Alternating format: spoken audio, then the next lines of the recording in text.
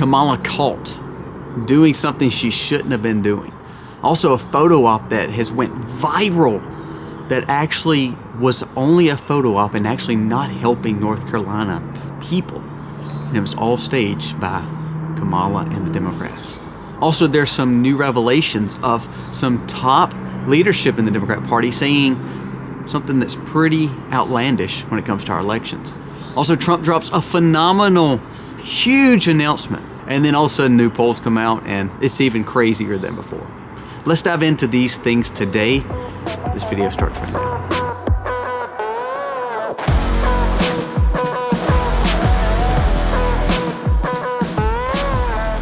Hey guys, welcome to the Max. Thank you so very much for being here today. Again, you can see the disaster zone behind me. We're still doing a renovation, so excuse the mess. If you want to know more about that, check out our other channel, The Max Life, and we talk a little bit more about the renovations. You can see what we've done. But thank you so much for being here. If you are new to the channel, go down here, press subscribe, ring the bell, give us a thumbs up. Your thumbs up and your comments and you subscribing means the world to us and actually helps us spread our message across here. So we humbly ask that you do that. And again, thank you so very much. Now let's talk about some of the things of today and how important it is. Now, first of all, Kamala does a town hall. And you're thinking, oh, it's a town hall. It'll probably be sketch and there'll be people there that just want to ask softball questions. Well, they actually came in and started asking some harder questions.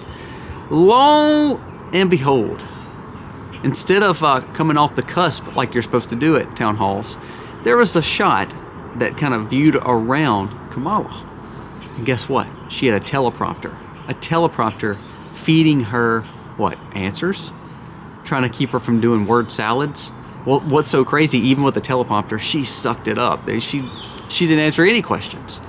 But her vaguity and the fact that she is so, to a point where she changes so much, I don't know if she can give an answer, a straight answer, because it has changed so much. You know how they say your lies will always catch up with you? I think that's kind of where Kamala's at, where she said so much stuff now that she don't know what she's actually saying and what side of the aisle she's supposed to, hint towards that she wants to help. I've heard her say stuff about Israel and then Palestine. I've heard stuff about, guns, no guns, and then, immigrants, no immigrants. So she does not know actually what to say, I think. So the teleprompter was there to help her. When they realized the news media, I think it was Univision, saw the teleprompter, they cut completely off from it. But it was too late. Everybody knew exactly what she was doing. What we've realized is she can speak off a teleprompter. Terrible, but she can speak off a teleprompter. But the crazy thing is, she is actually inept. She cannot answer any questions because she doesn't know actually what to say. And again, I think it's caught up in lies. I mean, Tim Walz came out this week, talked about how the Electoral College needs to be gotten rid of. And it needs to go completely populist vote. Well, if you did that, that means only the biggest cities would get a say. Do you actually want the biggest cities representing you in America? And then they asked him, well, was this a decision by Kamala, by you, or by the campaign? He's like, well, we're all the same. So what does that actually mean? Does that mean that Kamala backs this too? Also, everybody's trying to distance themselves from Biden. Kamala said on The View and on the 60 Minutes interview, there's nothing I would change about what we did under that administration. So when everybody wants to give her kudos for not being Biden, she actually is just the younger DI version of Biden. So now she's got Obama coming out and trying to help her. And I actually think it's made it worse because it almost comes across as hate mongering, and he's trying to profile his own people. They're putting him in African American areas, telling them that the black males should not be voting for Trump. All the while they're realizing that none of you Democrats have helped us do anything. So Trump has got some huge advantages growing there. Now, will he win a lot of these cities? No.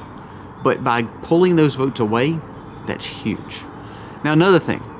This was dropped on Sean Ryan's podcast. And if you hadn't listened to the Sean Ryan show with the two guys from the North Carolina situation, I want you to go back and watch it. It's worth the watch. It does have some crazy language in it, but I'm telling you what, man, it's unbelievable. So it says that there was a C-17. There was a military group that had to load a C-17 in North Carolina, meaning a big, big plane, to look like they were taking supplies to the victims. Kamala was going to take a picture, and then all of a sudden, after the picture was done, the photo op was done, the waste of time and the fact that supplies were loaded, they never took it anywhere. It was all a photo op. So when you hear FEMA, or you hear North Carolina's Democratic governor, who did slow down the movement, there is records of him slowing down, helping his own people. They actually said that North Carolina, Mark Robinson, the lieutenant governor, was using private helicopters to try to help out folks because the Democrat North Carolina governor was not doing it. Go back and watch the interview. It's mind-numbing. But to say they're helping people, no, they're actually not. It's all a farce. They're lying to you. So why do we think that she can lead us when she's incapable of even reading off a teleprompter, when she's incapable of answering anybody with a straight answer? And this right here, where she's not actually helping the people, she just needed a photo op. It's kind of like DeSantis said yesterday. He says, Kamala's never called me before, and all of a sudden now, since it's a election year, she wants to call and actually, quote unquote, help me. She said, at least Biden's done this every storm. Trump's done this every storm. And all of a sudden now she wants to call me? I don't have time for it. This lady is tanking quick. And that brings me up to the next point. This new poll numbers, I want you to listen to it.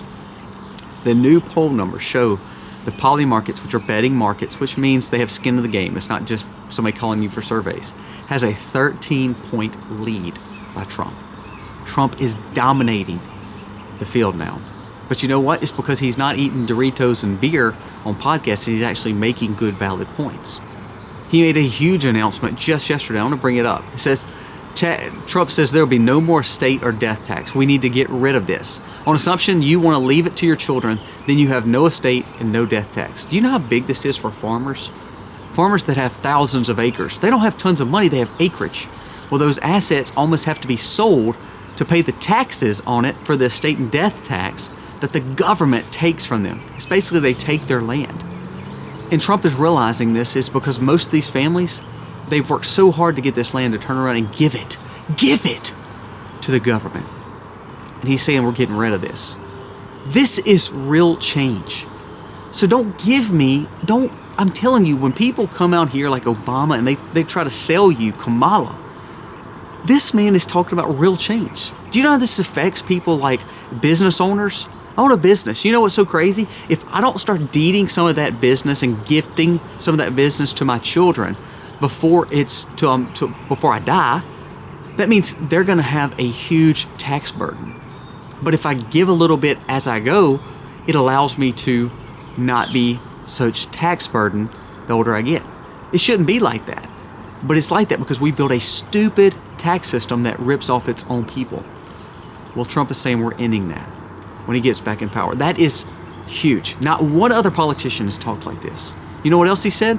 He said, we've lived in this Cheney and Bush mentality where we go in, and Democrats too, where they go in, they want to destroy an area. They want to spend 20 years and trillions of dollars to fix it. He said, I'm done with that. That's stupid. He said, it's absolutely stupid to do this. If we need to tax something or we need to do it, we need to do it, get out and be done. That's huge words. And that's the kind of leadership we need. And that brings me to my final point. Democrats are in panic. I like what Charlie Kirk said. He said, a lot of you are asking why Democrats are in panic. Well, Trump was supposed to be in prison. Trump was supposed to be dead. Hispanics were supposed to vote solidly for Democrats. Black men were supposed to solidly vote for Democrats. Union laborers were supposedly to endorse Kamala. Well, none of this is happening.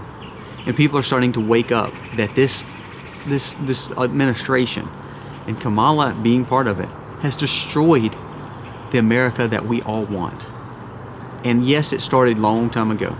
But if we want to fix it, I think people are realizing with a 13-point swing is that Trump is the person to do that. The Democrats came out and said this. This is where you need to really pay attention. Really pay attention.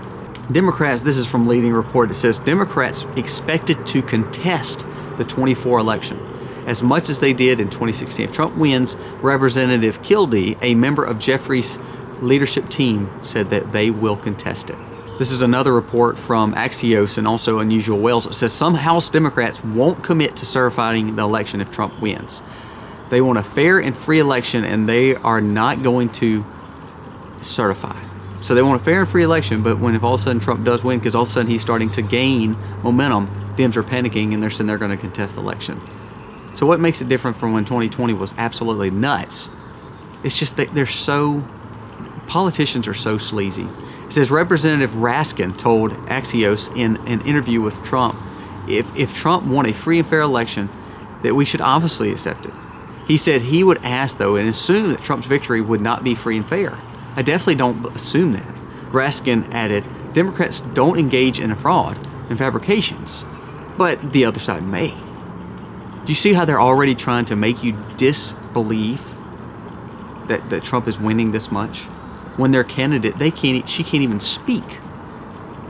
This is big.